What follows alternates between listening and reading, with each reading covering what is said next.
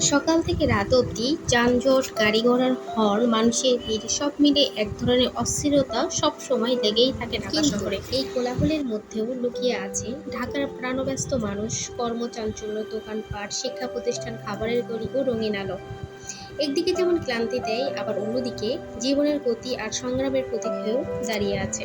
আর এত ব্যস্ততার মাঝেও আমরা প্রিয় মানুষদেরকে নিয়ে একটু সুন্দর সময় কাটানোর জন্য খুঁজি একটা সুন্দর পরিবেশ। তার সবটাই আছে ঢাকা শহরে। আপনি চাইলেই বিভিন্ন জায়গায় ঘুরে প্রিয় মানুষদেরকে সুন্দর মুহূর্ত উপহার দিতে পারেন।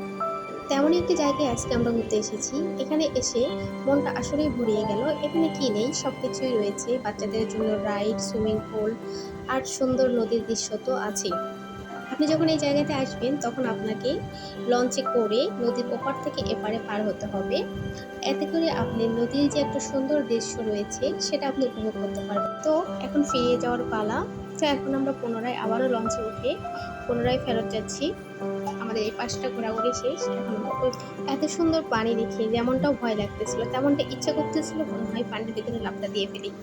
কত সুন্দর স্বচ্ছ পরিষ্কার পানি, তাই না? কিন্তু এই বুড়িগঙ্গায় আবার অস্বচ্ছ পানি একটা সময় দেখা যায়। এখন বর্ষাকাল থেকে এতটা পানি আছে, কিন্তু যখন বর্ষার সময়টা থাকে না তখন এই পানিটা অনেকটাই নোংরা হয়ে যায়, যা দেখতেও বিচ্ছিরি লাগে।